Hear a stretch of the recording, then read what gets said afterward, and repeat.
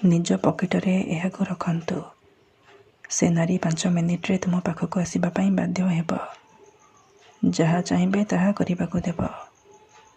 ହଁ ଦର୍ଶକ ବନ୍ଧୁ, ଯଦି ଆପଣ ସୁନ୍ଦରୀରୁ ସୁନ୍ଦରୀ ଝିଅକୁ ପଠାଇବାକୁ ଚାହୁଁଛନ୍ତି, ପଡ଼ିଶା ଘର ସୁନ୍ଦରୀ ଭାଉଜଠାରୁ ନିଜର ମନ ମୁତାବକ କାମ ହାସଲ କରିବାକୁ ଚାହୁଁଛନ୍ତି, ତେବେ ଆଜିର ଏହି ଭିଡ଼ିଓଟି ଆପଣଙ୍କର ଇଚ୍ଛାକୁ ପୂରଣ କରିବ। କେବଳ ଆପଣଙ୍କୁ ନିଜ ପକେଟରେ ଏହାକୁ ରଖିବାର ଅଛି।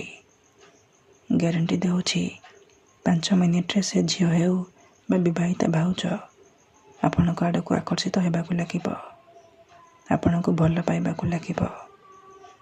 ଏହି ବଶୀକରଣ ସାହାଯ୍ୟରେ ହଜାର ହଜାର ଲୋକମାନେ ଲାଭବାନ ହୋଇଛନ୍ତି। ନିଜ ପସନ୍ଦର ସୁନ୍ଦରୀରୁ ସୁନ୍ଦରୀ ଝିଅକୁ ମୁହୂର୍ତ୍ତକ ଭିତରେ ପଠାଇ ପାରିଛନ୍ତି।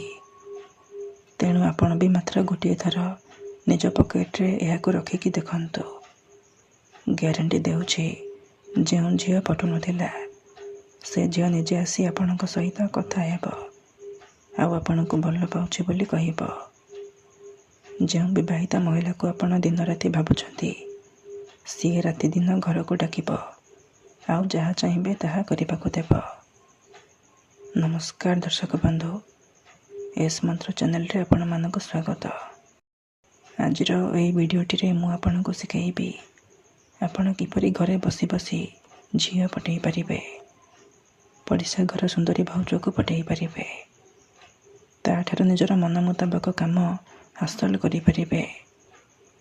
ଏହି ବଶୀକରଣ ଦୁନିଆର ସବୁଠାରୁ ମହାଶକ୍ତିଶାଳୀ ବଶୀକରଣ।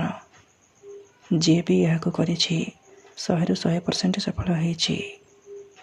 ବର୍ଷ ବର୍ଷ ଧରି ଭାଙ୍ଗି ଯାଇଥିବା ପୁରୁଣା ପ୍ରେମକୁ ମଧ୍ୟ ଫେରାଇ ଆଣିପାରିଛି। ପଡ଼ିଶା ଘର ସୁନ୍ଦରୀ ଭାଉଜକୁ ପଠାଇ ତାଠାରୁ ନିଜର ମନ ମୁତାବକ କାମ ହାସଲ କରିପାରିଛି। ତେଣୁ ମୋର ଆପଣମାନଙ୍କୁ ଅନୁରୋଧ କି ମନରେ କୌଣସି ଖରାପ ଉଦ୍ଦେଶ୍ୟ କିମ୍ବା କୌଣସି ଖରାପ କାମ ପାଇଁ ଆପଣ ଏହି ବଶୀକରଣ ବିଧିକୁ ପ୍ରୟୋଗ କରିବେନି। କାହିଁକିନା ଏହି ବଶୀକରଣର କୌଣସି ପ୍ରକାର କାଟ ନାହିଁ। ଯେଉଁ ଝିଅ ବା ବିବାହିତା ଭାଉଜ ଉପରେ ଆପଣ ଏହି ବଶୀକରଣକୁ ମାତ୍ର ଗୋଟିଏ ଥର ପ୍ରୟୋଗ କରିଦେବେ, ସିଏ ସେହି ସମୟଠାରୁ ଆପଣଙ୍କ ଆଡ଼କୁ ଆକର୍ଷିତ ହେବାକୁ ଲାଗିବ। ପାଗଳୀ ପରି ଆପଣଙ୍କୁ ଭଲ ପାଇବାକୁ ଲାଗିବ। ଆପଣଙ୍କୁ ନ ଦେଖି ଗୋଟେ ମୁହୂର୍ତ୍ତ ବି ରହିପାରିବନି। କେବଳ ଆପଣଙ୍କୁ ନିଜ ପକେଟରେ ଏହାକୁ ରଖିବାର ଅଛି। ତାପରେ ଦେଖିବେ ଚମତ୍କାର। ହଁ ଦର୍ଶକ ବନ୍ଧୁ, କେତେଥର ଏମିତି ହେଇଥାଏ କି ଆପଣ ଯେଉଁ ଝିଅକୁ ଭଲ ପାଉଛନ୍ତି, ହେଲେ ସିଏ ଆପଣଙ୍କୁ ଭଲ ପାଏନି, ଅନ୍ୟ କାହାକୁ ଭଲ ପାଏ। ଆଉ ଆପଣ ତା ପଛରେ ଗୋଡ଼େଇ ନିଜର ସବୁ ସମୟ ସାରି ଦିଅନ୍ତି, କିନ୍ତୁ ସେ ଝିଅକୁ ପଠାଇ ପାରନ୍ତିନି। ତେଣୁ ଯଦି ଆପଣ ଏହିପରି ପରିସ୍ଥିତିରେ ପଡ଼ିଛନ୍ତି, ଯେତେ ଚେଷ୍ଟା କଲେ ମଧ୍ୟ ସେ ଝିଅକୁ ପଠାଇ ପାରୁନାହାନ୍ତି, ତେବେ ମାତ୍ର ଥରେ ନିଜ ପକେଟରେ ଏହାକୁ ରଖନ୍ତୁ। ଗ୍ୟାରେଣ୍ଟି ଦେଉଛି, ସେ ଝିଅ ନିଜେ ଆସି ଆପଣଙ୍କ ପାଦ ତଳେ ପଡ଼ିବ ଆଉ ଆପଣଙ୍କୁ ଭଲ ପାଉଛି ବୋଲି କହିବ। ଆପଣଙ୍କ ପ୍ରେମରେ ଏମିତି ଦିବାନୀ ହେଇଯିବ କି ଆପଣଙ୍କୁ ନ ଦେଖି ଗୋଟେ ମୁହୂର୍ତ୍ତ ବି ରହିପାରିବନି।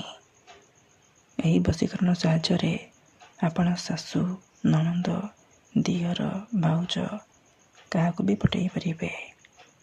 ତାକୁ ନିଜ ବଶରେ କରି ତାଠାରୁ ନିଜର ମନ ମୁତାବକ କାମ ହାସଲ କରିପାରିବେ। ତେବେ ଏହି ବଶୀକରଣ ବିଧିକୁ ଆପଣ କିପରି କରିବେ, କେମିତି କରିବେ, ଏହାର ପ୍ରୟୋଗ ବିଧି କ'ଣ, ମୁଁ ଆପଣଙ୍କୁ ଶିଖାଇବି। ସମ୍ପୂର୍ଣ୍ଣ ପ୍ରୟୋଗ ବିଧି ଠିକ୍ ଭାବରେ ଶିଖାଇବି। ଜାଣିବା ପାଇଁ ମୋର ଆପଣମାନଙ୍କୁ ଅନୁରୋଧ କି ଆପଣ ଭିଡ଼ିଓଟିକୁ ମୂଳରୁ ଶେଷ ପର୍ଯ୍ୟନ୍ତ ପୁରା ଧ୍ୟାନର ସହିତ ଦେଖିବେ।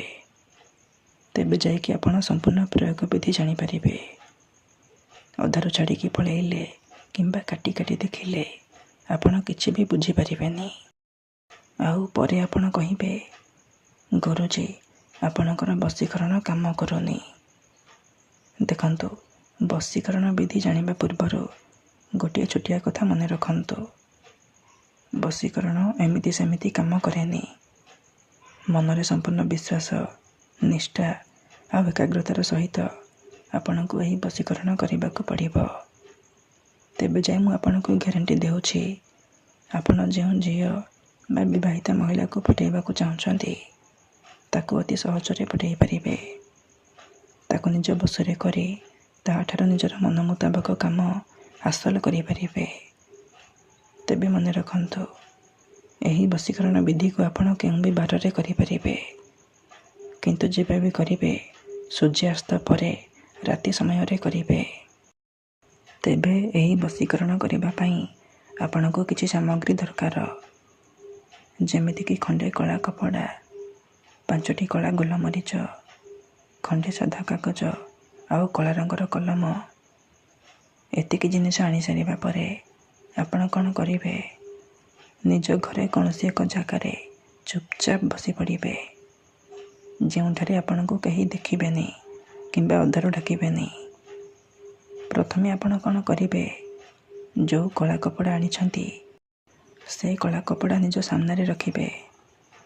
ତାପରେ ଯେଉଁ 5ଟି କଳା ଗୋଲମରିଚ ଆଣିଛନ୍ତି ସେ 5ଟି କଳା ଗୋଲମରିଚକୁ ଡାହାଣ ହାତରେ ମୁଠେଇକି ଧରିବେ ଆଉ ଆଖି ବନ୍ଦ କରିକି ସେଇ ଝିଅ ବା ମହିଳାକୁ ମନେ ମନେ ଭାବିବେ। ତା'ର ମୁହଁକୁ ନିଜ ମନରେ ଭାବିବେ। ତାପରେ 5 ଥର ସେଇ ଝିଅ ବା ମହିଳାର ନାମ ଉଚ୍ଚାରଣ କରିବେ। ତାପରେ ମୁଠା ଖୋଲିବେ ଆଉ ସେ ଗୋଲମରିଚରେ ଗୋଟିଏ ଥର ଫୁଙ୍କିଦେବେ। ଏତିକି କରିସାରିବା ପରେ ସେ 5ଟି ଗୋଲମରିଚକୁ କଳା କପଡ଼ା ଉପରେ ରଖିଦେବେ। ତାପରେ ଯେଉଁ କାଗଜ ଆଣିଛନ୍ତି ସେହି କାଗଜରେ ଆପଣ କଳା କଲମର ସାହାଯ୍ୟରେ ଗୋଟିଏ ମନ୍ତ୍ର ଲେଖିବେ। ମନ୍ତ୍ରଟି ଏହିପରି: ଓମ୍ କାମ ଇଚ୍ଛାମୟୀ ଆମୁକମ୍ ସର୍ବମୋହି କରତି କରତି। ଏଠାରେ ଆମୁକମ୍ ଜାଗାରେ ଆପଣ ସେହି ଝିଅ ବା ମହିଳାର ନାମ ଲେଖିବେ, ଯାହାକୁ ଆପଣ ନିଜ ବଶରେ କରିବାକୁ ଚାହୁଁଛନ୍ତି, ଯାହାକୁ ଆପଣ ପଠାଇବାକୁ ଚାହୁଁଛନ୍ତି। ମନ୍ତ୍ର ଲେଖିସାରିବା ପରେ ସେ କାଗଜକୁ ଭଲ ଭାବରେ ମୋଡ଼ିକି ସେ କଳା କପଡ଼ା ଉପରେ ରଖିଦେବେ। ଏତିକି କରିସାରିବା ପରେ ସେ କଳା କପଡ଼ାରେ 3ଟି ଗଣ୍ଠି ପକାଇକି ବାନ୍ଧିଦେବେ। ସେ ଯେଉଁ ପୁଟୁଳିଟି ହେଇଯିବ ସେ ପୁଟୁଳିକୁ ଆପଣ 3 ଘଣ୍ଟା ପାଇଁ ନିଜ ପାଖରେ ରଖିବେ, ନିଜ ପକେଟରେ ରଖିବେ।